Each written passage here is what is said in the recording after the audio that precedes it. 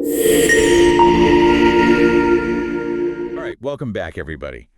We're diving deep today, folks, into a story that's got the whole sports world talking.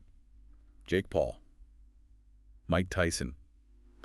Need I say more? I think it's safe to say this fight was on everyone's radar, even if, well, maybe some folks had already spoiled the ending for themselves. Yeah, but that's the thing, right? Knowing who won is only half the story. Exactly. The real story, the one we're going to unpack today, is how it all went down. Because a YouTuber, right, stepping into the ring and taking down a boxing legend like Iron Mike, I mean, that's not just a win, it's a statement. It's like a seismic shift in, well, everything. Yeah. The sport, the culture.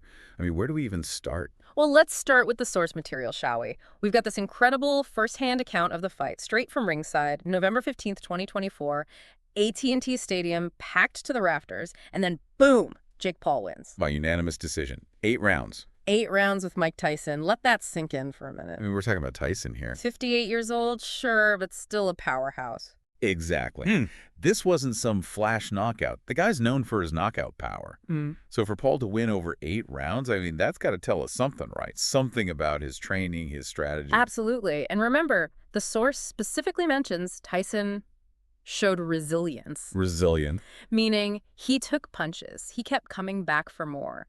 This wasn't a cakewalk for Paul. No, definitely not. The dude had to work for it. You don't just accidentally outlast Iron Mike. And that's what's so intriguing, isn't it? The source talks about Paul's strategic approach, but what does that even look like against someone like Tyson? Yeah, how do you strategize against a legend? Well, think about it. Tyson, even in his prime, he had certain vulnerabilities. The jab, for one, and quick movements. Always hated those quick jabs. And Paul's got the youth, the agility. Exactly. So it's very possible Paul focused on defense, on counterpunching, using Tyson's own aggression against him. Staying light on his feet, avoiding those power shots, picking his moments. Precisely. And this is something we've been seeing more and more of in boxing, right? It's not just about brute force anymore. It's about finesse. It's about speed, precision. Just like Floyd Mayweather.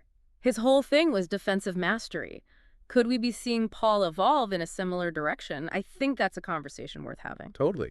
And it's not to take anything away from Tyson, right? The man's a legend for a reason. Absolutely. That resilience the source mentioned, that speaks volumes. Even in defeat, he showed that heart, that never give up attitude. But picture this, all right? You're in the stadium. You've got Tyson, this icon, going up against Paul, this social media guy turned fighter. It's a clash of generations. It's a whole cultural moment. And it's not just boxing fans watching, right? This is a story that transcends the sport. It's about who gets to be an athlete, what it takes to be a champion in this day and age. And Paul's win, well, it forces us to rethink those definitions, doesn't it? If a YouTuber can step into the ring and defeat Mike Tyson, I mean, what else is possible? What boundaries are we taking for granted? Exactly. Think about the ripple effects. Could this inspire a whole wave of non-traditional athletes? Could we see training evolve, focusing even more on agility, on strategy? Or will the power punch always reign supreme? I don't know, but it's fascinating to consider. This fight just blew the doors wide open in terms of what we think is possible. So we went from this seemingly impossible matchup to a result that shocked everyone.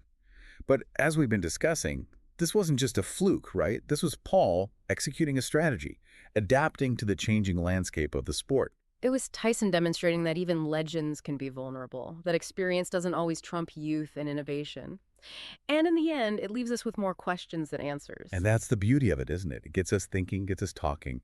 What other impossible victories are out there waiting to happen? What other boundaries are ripe for the breaking? This fight is a wake-up call, a reminder that in sports, as in life, sometimes the biggest upsets can lead to the most interesting evolutions. So keep your eyes open, folks, because who knows what seemingly impossible feat we'll witness next. And on that note, we'll wrap up this deep dive. Thanks for joining us, and be sure to tune in next time for another deep dive into the stories that are shaping our world. Until then,